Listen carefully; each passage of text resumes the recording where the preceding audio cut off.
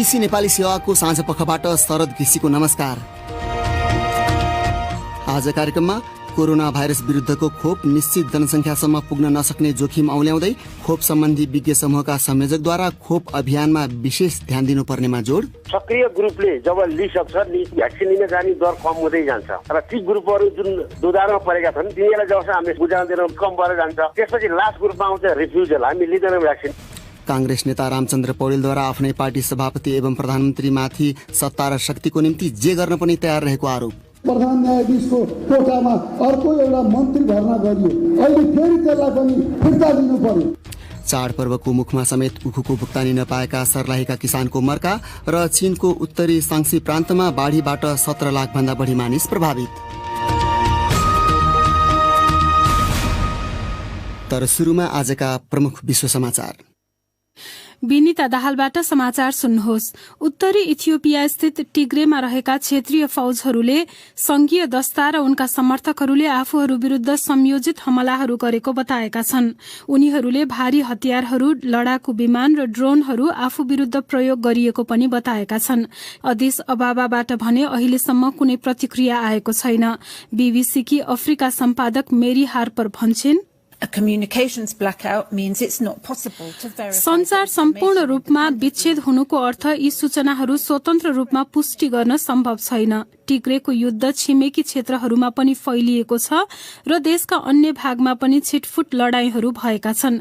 BBC Africa सम्पादक मेरी हार्परको भनाई, विगत 11 महिनामा भएको युद्धका क्रममा झण्डै 20 लाख मानिसहरू विस्थापित भएका छन्। इराकले इस्लामिक स्टेट समूहको आर्थिक मामिला हेर्ने ठानिएका एकजना उच्च तहका सदस्यलाई नियन्त्रणमा लिएको जनाएको छ। इराकका प्रधानमन्त्री मुस्तफा अल कादिमीले समी जसिमलाई पक्राउ गरिएको घोषणा गरेका हुन्। उनी 2 वर्ष अघि अमेरिकाको विशेष फौजद्वारा मारिएका इस्लामिक स्टेटका नेता अबु बक्र अल बगदादीका पूर्व सहयोगी भएको प्रधानमन्त्री कादिमीले बताएका छन्। सन् 2017मा भएको क्षेत्रीय पराजयका बावजुद इस्लामिक स्टेटले इराकमा निरन्तर रूपमा हमलाहरू गर्दै आएको छ। उत्तरी चीनमा उद्धार कार्य जारी छ, जहाँ बाढ़ीका कारण 1,20,000 भन्दा बढ़ी मानिसहरू विस्थापित भएका छन्। साङ्सी प्रान्तमा 17,000 भन्दा बढ़ी घरहरूमा क्षति पुगेको छ। 51 जना मानिसहरू बोकेको एउटा बस बाढ़ी सहितको नदीमा खस्दा छिमेकी प्रान्तमा 3 जनाको ज्यान गएको सरकारी संचार माध्यमले जनाएका छन्। बिजुलीको अभावलाई सम्बोधन गर्न बेइजिङले हालै उत्पादन वृद्धि गर्न आदेश दिए पनि साङ्सी प्रान्तमा कम्तीमा 60 वटा कोइला खानीले आफ्नो काम बाढ़ीकै कारण रोकेका छन्। तपाई बीबीसी नेपाली सेवाको साँझ पख सुनिरहनु भएको छ। अर्थशास्त्रतर्फ यो वर्षको नोबेल पुरस्कार दैनिक जीवनमा सरकारी निर्णयहरूले कसरी प्रभाव पार्छ भन्ने बारे अनुसन्धान गरेका 3 जना वैज्ञानिकहरूलाई दिइएको छ। उनीहरूले श्रम बजार र समाजबारेका केही महत्वपूर्ण प्रश्नहरूको जवाफ खोजेका थिए। उक्त पुरस्कार क्यानाडाका डेभिड कार्ड, इजरायली अमेरिकी जोसुआ एङ्ग्रेस्ट र डच अमेरिकी हिडो इम्बन्सलाई दिइएको हो। कार्ड अमेरिकी राज्यहरू न्यूनतम ज्याला वृद्धिको प्रभाव बारेको आफ्नो अध्ययनका लागि परिचित छन् र उनको अध्ययनले अनुसन्धानकर्ताहरूलाई त्यस्तो वृद्धिले सधैँ रोजगारीमा गिरावट ल्याउने आफ्नो अवधारणामा पुनर्विचार गर्न मद्दत गरेको थियो। अर्थविज्ञानतर्फका नोबेल पुरस्कार समितिका अध्यक्ष पेटर फ्रेडरिक्सन भन्छन्, डेभिड कार्डको महत्वपूर्ण योगदानले श्रम बजार सम्बन्धी हाम्रो बुझाइमा सुधार ल्याएको छ। जोसुआ एङ्ग्रिस्ट र हिडो इम्बन्सले निष्कर्ष निकाल्न कारण र असरबारे वास्तविक जीवनमा आधारित अनुसन्धान मार्फत स्पष्ट पारेका छन्। अर्थविज्ञानतर्फका नोबेल पुरस्कार समितिका अध्यक्षको भनाई। उत्तर कोरियाली गुप्तचरका एक पूर्व वरिष्ठ अधिकारीले लागू औषध, हतियार तस्करी र जालसाजीबाट उत्तर कोरियाको नेतृत्वले शासन चलाइरहेको बताएका छन्। वास्तविक नाम नबताइएका ती पूर्व कर्णेलले बीबीसीसँग कुरा गर्दै सन् 1990 को दशकको भोकमरीका बेला विदेशबाट विज्ञहरू ल्याएर लागू औषध उत्पादन गरिएको गैरकानूनी हतियार इरान पठाएको खुलासा गरेका छन्। उत्तर कोरियाली नेता किम जङ अनले परमाणु हतियार कहिले त्याग्लान् भन्ने आफूलाई नलागेको पनि उनले बताएका छन्। र द नेदरल्याण्ड्सको एउटा अदालतले एक वकिलको हत्याको आरोप लागेका 2 जनालाई 30 वर्षको जेल सजाय सुनाएको छ। एउटा ठूलो मुद्दामा ती वकिलले संगठित अपराधको शक्तिबारे प्रश्नहरू उठाएका थिए। यो बीबीसी नेपाली सेवा हो।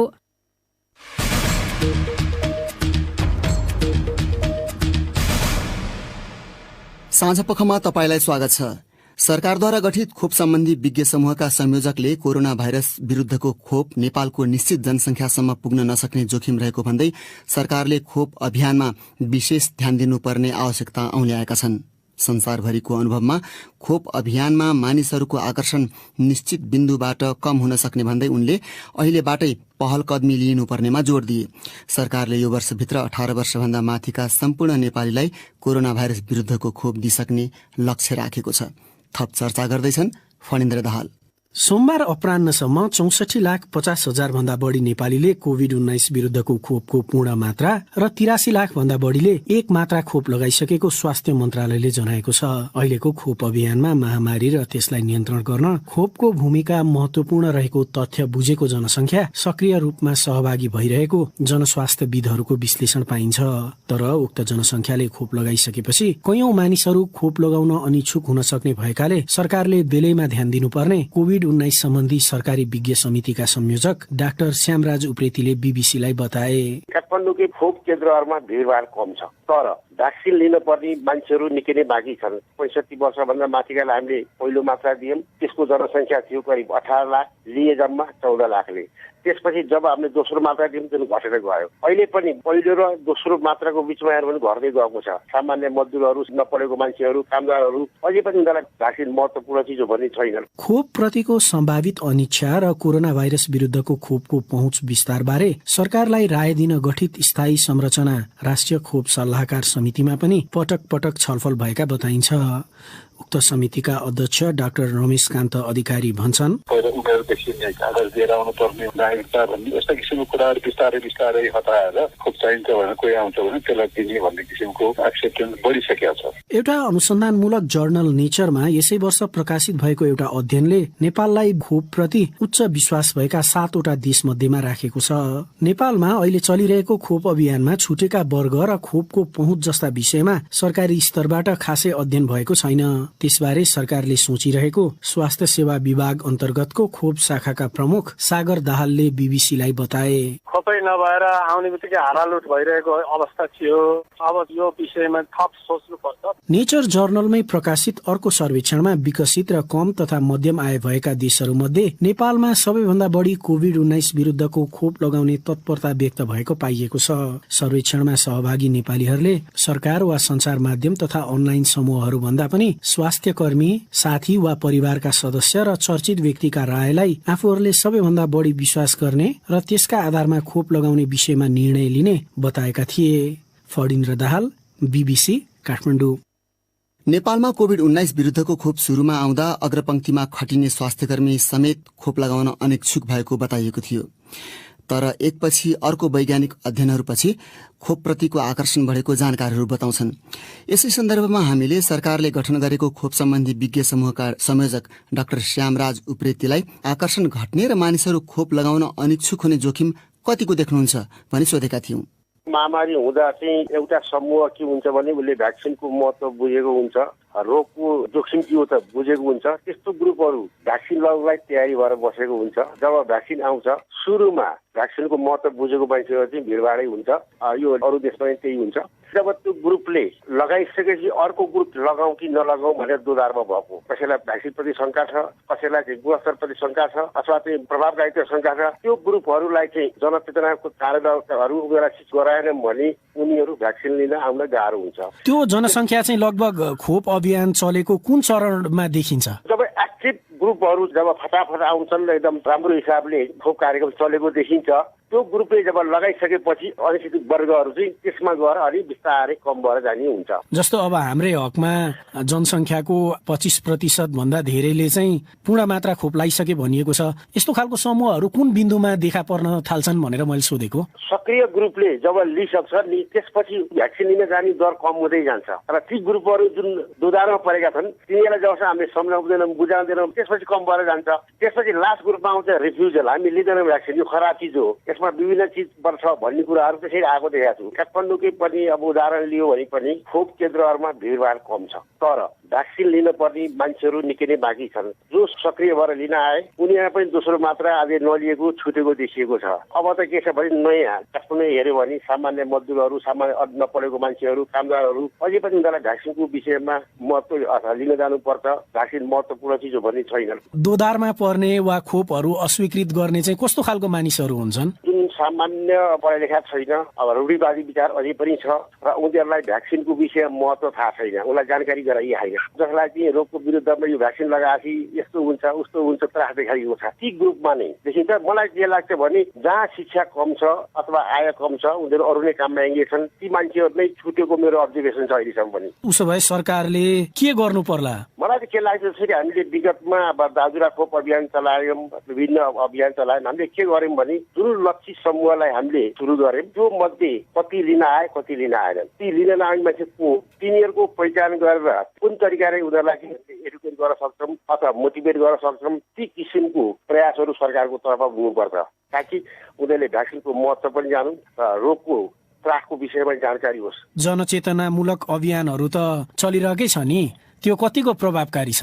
जुन अहिले जुन मास मिडियाबाट नै बढी भएको देखिएको छ र जुन अरू खोप अभियान जस्तो चाहिँ सामाजिक परिचालनहरू, गाउँमा भोलिन्टियर मोबिलाइज गर्ने, समाजसेवीहरू मोबिलाइज गर्ने, कुन घरमा छुटेको छ को छुटेको छ उसलाई मोटिभेट गर्ने, त्यो किसिमको चाहिँ विगतको अभियानमा जस्तो अहिले मैले देखेको छैन। किनभने गाउँ घरमा नपढेको मान्छेलाई अथवा नबुझेको मान्छेलाई हामीले त्यहाँको हाम्रो स्वास्थ्य कर्मी अथवा हाम्रो महिला स्वास्थ्य सेविका अथवा जनप्रतिनिधिहरूले सम्झाउँदै बुझाउँदै भ्याक्सिनको महत्त्व र रोगको त्रासबारे उनीहरूलाई बताउनु पर्ने हुन्छ।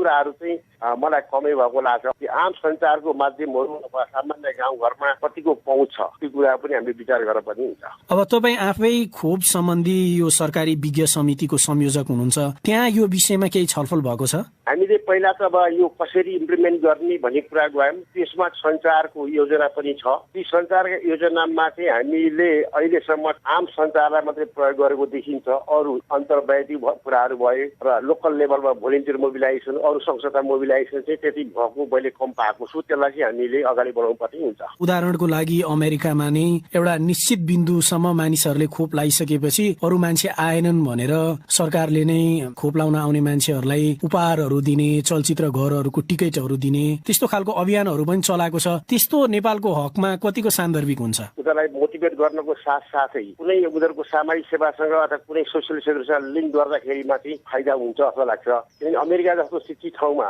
त्यति धेरै सञ्चार माध्यमहरूले भ्याक्सिन यस्तो छ भन्दा भन्दै त अझै मान्छेहरू लिन गएको छैन भने यहाँ त गाउँघरमा मान्छेले धेरै बुझेकै छैन, भ्याक्सिन कहाँ पाउँछ पनि थाहा छैन, भ्याक्सिन कतिको सेफ त्यो पनि थाहा छैन। त्यसकारण हामी कहाँ चाहिँ एउटा त जनचेतना कार्यक्रम सामाजिक पहिचान एकदम हुनु पर्यो। त्यसको साथसाथै स्थानीय लेभलमा जुन खोप लिन छुटेका अथवा लिन दोधारमा भएकालाई कसरी आकर्षण गर्ने भनी लोकल लेभलको जुन अरू देशमा भएको कुनै एउटा मेकानिजम अथवा कुनै एउटा चाहिँ इनोभेसन गर्दा राम्रै हुन्छ जस्तो लाग्छ मलाई। तपाईँले जुन स्थानीय तहको कुरा गर्नुभयो त्यो गर्दाखेरि जस्तो रिक्सा चालक वा अब दैनिक मजदुरी गरेर गुजारा गर्ने वर्गलाई खोप कार्यक्रममा कसरी तान्ने? त्यसमा विभिन्न उपायहरू हुन्छ। अब जस्तो अमेरिकामा जस्ता कुनै प्राइज राखेर हुन्छ, कुनै खानेकुराहरू अथवा चिकन दिएको कुनै यसमा सुनिन्छ। हामीले लोकल लेभलमा छुटेको मान्छे के हो र लोकल रिसोर्स के हो, स्थानीय स्रोत के छ, विभिन्न ठाउँको जुन हाम्रो लक्षित समूहको प्रकारहरू अथवा बनावट फरक फरक छ। त्यहाँ स्थानीय लेभलमा नै एउटा मेकानिजम बनाएर उनीहरूलाई खोप लिनको लागि प्रयास गर्ने, हर प्रयास गर्ने, साथसाथै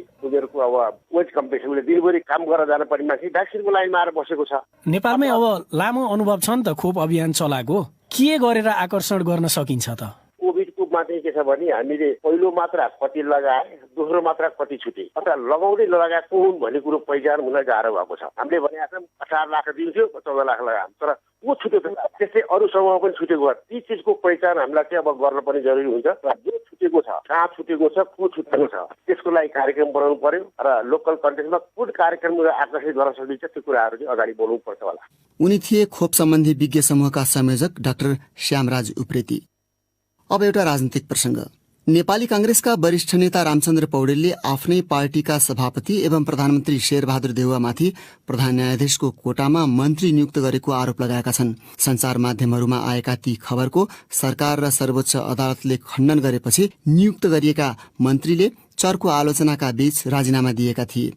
देउवा सरकारका एक मुख्य योजनाकार मानिएका प्रचण्डको गृह जिल्ला चितवन पुगेर नेता पौडेलले आउँदो चुनावमा वर्तमान सत्ता गठबन्धन बीचको सम्भावित तालमेल प्रति असन्तुष्ट रहेको संकेत पनि दिए भन्छन् नारायणगढबाट हाम्रा संवाददाता ईश्वर जोशी। नेपाली कांग्रेसका वरिष्ठ नेता रामचन्द्र पौडेलले प्रधानमन्त्री शेरबहादुर देउवाले कुर्सी र सत्ताको लोभमा जे मन लाग्यो त्यही गर्दै आएको आरोप लगाएका छन्। नेपाली कांग्रेस भरतपुर महानगर समितिले आयोजना गरेको चियापन तथा शुभकामना आदान प्रदान कार्यक्रममा नेता पौडेलले प्रधानमन्त्रीको कार्यशैली प्रति असन्तुष्टि जनाउँदै कांग्रेसको इज्जत प्रतिष्ठामा आँच आउने काम गरेको बताए। ओलीले जुन अध्यादेश संसद बन्द गरेर पार्टी फुटाउनलाई अध्यादेश जारी गर्ने भनेर जुन हुटिङ देशभरिबाट भएको थियो, आखिर हाम्रो सभाको हाम्रो प्रधानमन्त्रीले त्यही काम गर्न पर्यो।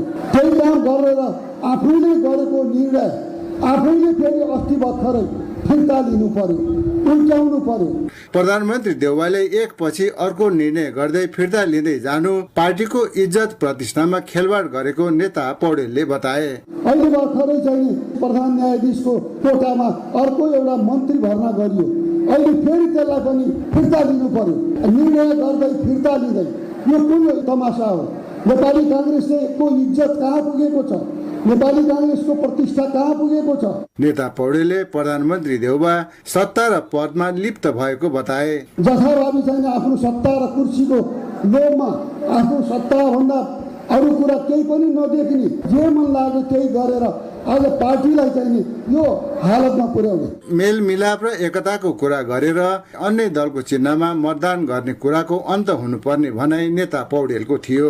हामीले कहिले सूर्यमा भोट हाल्नुपर्ने, कहिले हँसिया हतौडामा भोट हाल्नुपर्ने, कहिले हलोमा भोट हाल्नुपर्ने, यो विडम्बना कहाँबाट सुरु भयो?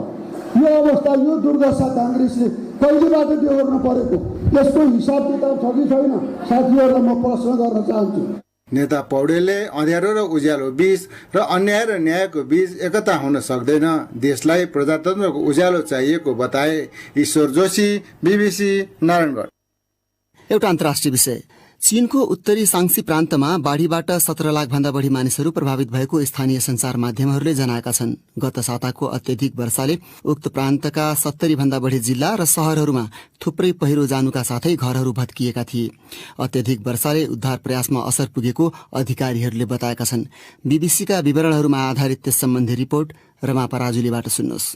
हाइनान प्रान्तमा अत्यधिक वर्षाका कारण 300 भन्दा बढ़ीको ज्यान गएको 3 महिना पनि नपुग्दै सांक्सी प्रान्तमा बाढ़ी आएको हो। चीनको मौसम सम्बन्धी प्रशासनले स्थानीय संचार माध्यमलाई बताए अनुसार अत्यधिक वर्षा र लामो समय पानी परिरहँदा त्यसले उद्धारका प्रयासलाई असर गरिरहेको छ। सांक्सी प्रान्तमा थुप्रै प्राचीन स्मारकहरू पनि रहेका छन् र यसरी पानी परिरहँदा ती स्मारकहरूलाई खतरामा पारेको छ।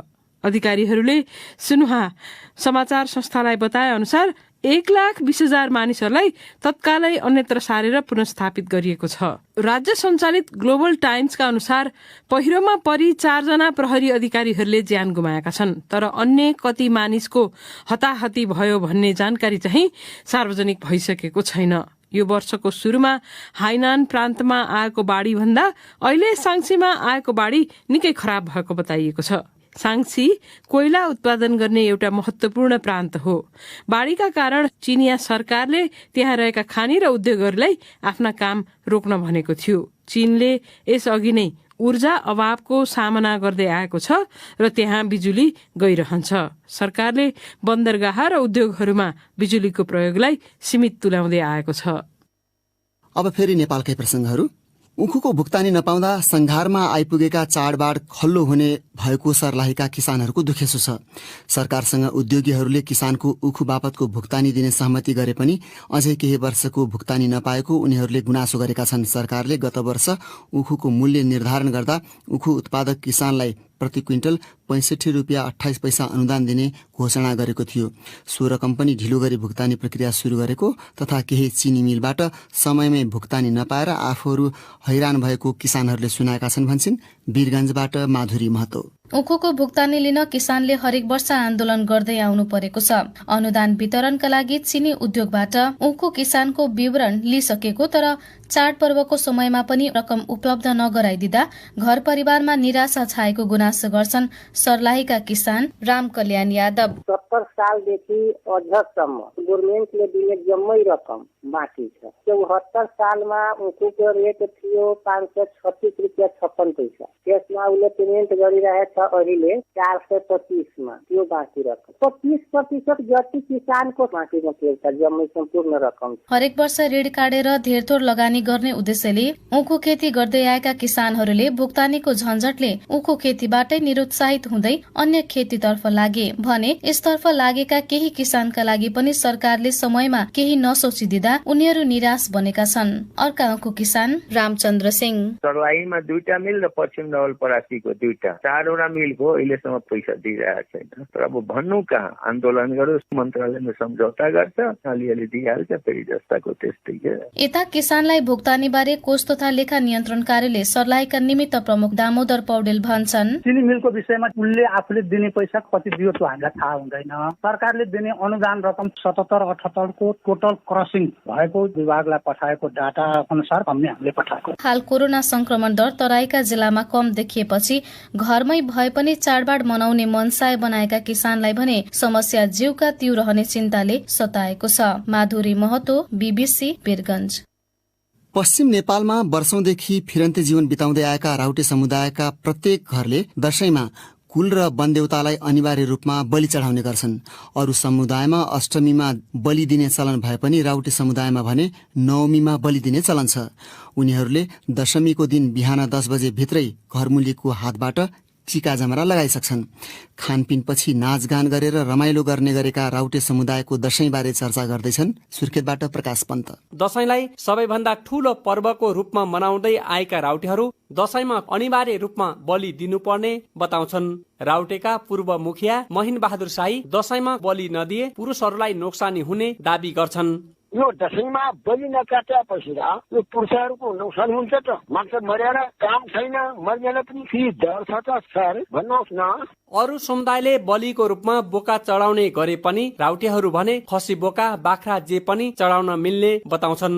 राउटे युवा प्रकाश शाही खसी बोका बाख्रा जे भए पनि बलि भने अनिवार्य दिनै पर्ने उल्लेख गर्छन्। बाख्रा भए पनि खसी भए पनि जो भए पनि बल भए हुन्छ त, बल नभए काम पुग्दैन त। दशमीको दिनमा टीका लगाउँछ, नवमीको दिनमा बाख्रा काट्छ, बलले दशैं मान्छ त। राउटे समुदायले दशैंमा खसी बोका बाख्राको साथै काक्रा र कुपिन्डाको पनि बलि दिन्छन्। चाड पर्वमा उनीहरू प्राय जसो खानपिनमै रमाउने गर्छन्। एकजना राउटे मुखिया वीर बहादुर शाही बाख्रो काट्नुपर्छ, बल नकाट्यो भने राउटेको पुरुषहरू पनि नाच ज्ञान पनि हुन्छ, झोल पालेर झोल खानुपर्छ, छोरी ज्वाइँले पनि झोल दिनुपर्छ, यो बाख्राको बनाएपछि खुट्टा दिनुपर्छ। विगतमा बस्तीका सबै मिलेर एउटा खसी बोका वा बाख्राको मात्र बलि दिँदै आएका राउटेहरूले सामाजिक सुरक्षा भत्ता पाउन थालेपछि भने प्रत्येक घरले बलि चढाउन थालेका छन्। 4 वर्षदेखि राउटे समुदायको रेखदेखमा खटिएका लाल बहादुर खत्री भत्ता वृद्धिसँगै पछिल्लो समय एउटै घरले 2 वटासम्म खसी बोका वा बाख्राको बलि चढाउने गरेको बताउँछन्। पहिला भत्ता नबुझ्ने बेलासम्म एउटा बाख्रा काटेर सबैले मनाउने गर्थे, त्यसपछि भत्ता बुझ्न लागे प्रत्येक घरलाई एउटा चाहिने भयो। त्यसपछि अहिले अब भत्ता बढ्दै गयो, अहिले 2-2टाको दरले उ गरिरहेछन्। अब केही बेर पछि मलाई लाग्छ प्रति व्यक्तिको दरले पनि काट्न बेर छैन। बोन पूजा भनेर एउटा काट्छन्, एउटा अब घरमा भगवानको नाममा बलि भनेर दिन्छन्। राउटेहरूले परिवारका सदस्यहरू जति छन् त्यति नै संख्यामा दशैंमा कुखुराहरू पनि काट्ने गर्छन्। यसरी बलिको रूपमा एकै पटक काटिएका खसी बोका बाख्रा र कुखुराको मासुको सुकुटी बनाएर कुपिन्डा र मुलामा मिसाएर महिनौसम्म खाने गर्छन्। दशैंमा छोरी बहिनीलाई टीका जमारा लगाएर आफ्नो गच्छे अनुसारको दक्षिणा दिने चलन राउटे समुदायमा छ। राउटेहरू 4 दिनसम्म बस्ती भन्दा बाहिर नआएर धुमधामसँग दशैं मनाउने गर्छन्। प्रकाश पन्त, बीबीसी सुर्खेत। अब अन्तिम विषय, डिजिटल पुस्ता हाम्रो पुस्ता भन्ने नाराका साथ विश्वभर आज अन्तर्राष्ट्रिय बालिका दिवस मनाइरहँदा नेपालका धेरै बालिकाहरू ज्ञान आर्जन गर्ने नैसर्गिक अधिकारबाट वञ्चित हुँदै गरेको भनी धेरैले चिन्ता व्यक्त गरेका छन्। कोभिड महामारीले लामो समय विद्यालय शिक्षा अवरुद्ध हुँदा त्यसले खास गरी बालिकाहरूको पढ़ाइमा गम्भीर असर पुर्याएको धेरैको अनुभव छ। यो विषयप्रति सरकारको गम्भीर ध्यानाकर्षण हुनुपर्ने र विशेष योजनासहित उनीहरूको पढ़ाइ निरन्तरता सुनिश्चित गर्नुपर्ने बताइएको छ। त्यसैबारे हाम्री संवाददाता मतिना त्वाना बासुले तयार पारेको एक रिपोर्ट। कोरोना महामारीबाट जोगिन भन्दै नेपालमा 74 साता शिक्षण संस्थाहरू पूर्ण तथा आंशिक रूपमा बन्द हुँदा खास गरी छात्राहरूको पढ़ाई अवरुद्ध हुन पुगेको त्रिभुवन विश्वविद्यालयका उपप्राध्यापक डाक्टर भगवान अर्याल बताउँछन्। जो अलिकति दुःख गरेर आफ्नो जीवन चलाउनु पर्ने हुन्छ उनीहरूलाई एउटा सानो धक्काले पनि डिस्कन्टिन्यू गर्नलाई कि स्कुल एजुकेसन डिस्कन्टिन्यू गर्नलाई चाहिँ काफी हुँदो रहेछ। तर यो कोभिडको प्रहारपछि उनीहरू फेरि एजुकेसन कन्टिन्यू गर्न नसक्ने अवस्थामा पुगेको भन्ने कुराहरू केही केसेसहरू त्यहाँ आएको छ। खास गरी नानीहरू विवाह हुने अनि जाने घर धन्दा गर्नुपर्ने यो सबै कुराहरू देखिएको छ। लकडाउन अवधिमा बालिकाहरूको पढ़ाई अवरुद्ध मात्र भएन, कतिपय बालिकाहरू बाल विवाह गर्न बाध्य भए, घरेलु हिंसा यौन हिंसाको शिकार समेत बने। त्यस्ता बालिकाहरूलाई मनोसामाजिक परामर्श दिई पढ़ाई निरन्तरताको लागि सरकारले विभिन्न योजना बनाउनु पर्ने सत्य निरूपण तथा मेलमिलाप आयोगकी पूर्व सदस्य मञ्चला झा बताउँछिन्। यो मेन्स्ट्रुएसनमा प्याड नपाएर पनि बालिकाहरू स्कुल जान नपाउने, अहिले पनि यो कोभिडले गर्दा फेरि जान नपाउने, यदि बालिका शिक्षामाथि नै असर पर्दै गयो भने भोलि के हुन्छ त? सबैको लागि शिक्षा भन्ने नीति हामीले लिएका छौं, त्यसमाथि यसको नकारात्मक असर पर्छ। त्यसैले मलाई लाग्छ गभर्नमेन्टकै तर्फबाट एउटा ठोस नीति र कार्ययोजना ल्याउनु पर्छ, एउटा प्याकेज प्रोग्राम ल्याउनु पर्छ। पढ़ाइबाट वञ्चित भएका वा हुन सक्ने बालिकाहरूको यकिन तथ्याङ्क भेटिन मुस्किल छ भन्छन् राष्ट्रिय बाल अधिकार परिषदका कार्यकारी निर्देशक मिलन धरेल। बालिका शिक्षा अवरुद्ध भए त्यसले निम्त्याउन सक्ने परिणामबारे सचेतना फैलाउन आवश्यक ठान्ने उनी समस्या समाधानमा स्थानीय निकायको अहम भूमिका हुने बताउँछन्। स्थानीय तहमा शिक्षा शाखा, स्वास्थ्य शाखा र हाम्रो महिला बाल बालिका शाखाका कर्मचारीहरूलाई पोसिबल भल्नरेबिलिटीको बारेमा एजुकेट गर्ने र स्थानीय तहले कस्तो इन्टरभेन्सन्स गर्न सक्छ भनेर उहाँहरूलाई सेन्सिटाइज गर्ने काम गरिराखेका छौँ। यसका निम्ति स्थानीय तहले डोर टु डोर भिजिट क्याम्पेनहरू लन्च गरेर जान सकिन्छ कि भन्ने, अनि बालिकाहरूलाई अलि सोसल प्रोटेक्सन स्किम्सहरूसँग जोडेर अलि बढी ट्र्याकिङ गर्ने र उहाँहरूलाई ब्याक टु स्कुल गर्ने कुरा चाहिँ गर्न सकिन्छ।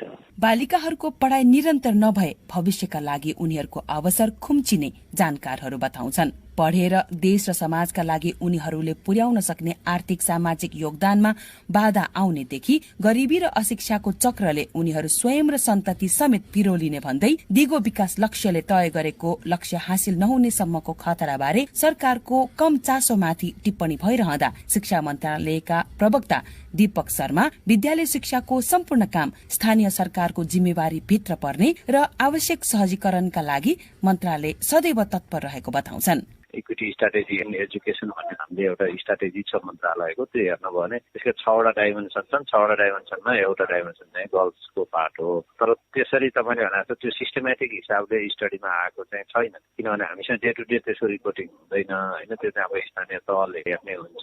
त्यसरी अब तपाईँले इभिडेन्स बेसमा नै कसैले त्यसरी आएको जस्तो लाग्दैन। अब कुनै ठाउँ स्याम्पल बेसिसहरू गर्दाखेरिमा त्यो कुराहरू चाहिँ आएको हुन सक्छ। नेपाल नगरपालिका महासंघका अध्यक्ष अशोक ब्यान्जु मन्त्रालय को भनाई र गराई बीचको भिन्नताप्रति खेद प्रकट गर्दै भन्छन्, अप्ठ्यारो पर्दा स्थानीय सरकारको भनिदिने, अप्ठ्यारो पर्ने बेलामा स्थानीय सरकारका सबै क्रियाकलापहरू नियन्त्रण गर्ने संघीयता विरोधी मन्त्रालय हो। विभिन्न कारणले बीचैमा विद्यालय छोड्ने बालिकाहरूको संख्या ठूलो रहेको कुरा नकार्न नसकिने संचारकर्मी निर्मला शर्मा बताउँछिन्। बालिका शिक्षाको सुनिश्चितताको लागि संचारकर्मीको भूमिका कस्तो हुनुपर्छ भन्ने विषयमा उनी भन्छन्, सरकारले नीति चाहिँ ल्याएको छ तर त्यसको मोनिटरिङ चाहिँ भएको छैन कि। जस्तै उनीहरूलाई विद्यालय जानलाई प्रोत्साहन गर्ने कार्यक्रमहरू ल्याएको छ, चेतनामूलक कार्यक्रमहरू चाहिँ छैनन्। जुन ठाउँमा बढी समस्या छ त्यहाँको लोकल सञ्चार माध्यमले चाहिँ यसलाई एकदमै उठान गर्नु पर्यो र जबसम्म नीति कार्यान्वयन हुँदैन तबसम्म चाहिँ हामीले निरन्तर फलोअपको रूपमा यस्तो खालको विषयहरूलाई उठान गर्नुपर्छ। आफ्नो छरछिमेक वा नजिकै विद्यालय जाने उमेरका बालिकाहरू भेटिए भने उनीहरूलाई पढ्न उत्प्रेरणा दिने, पढाइको लागि आवश्यक सहयोग जुटाइदिने काम सरकार वा कुनै संस्था विशेषको मात्र नभई समाजका सबैले आफ्नो जिम्मेवारी ठाने, त्यसले समाजमा परिवर्तनहरू सम्भव हुने जानकारहरू बताउँछन्। मतिना त्वानाबासु, बीबीसी काठमाडौँ।